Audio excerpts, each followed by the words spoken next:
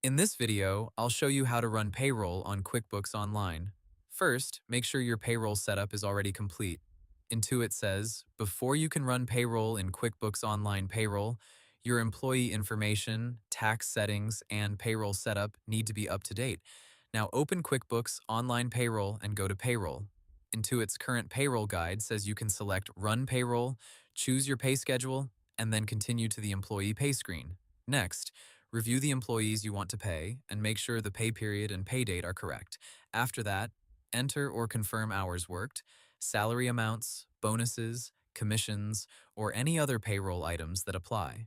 Then choose Preview Payroll so you can review the full details before submitting it.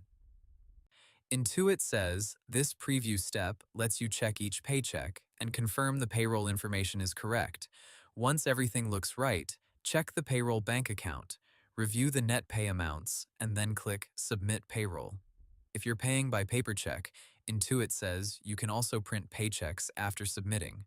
So the simple process is go to Payroll, click Run Payroll, choose the schedule, review employee pay details, preview everything, and then submit payroll. Hope the tutorial was helpful.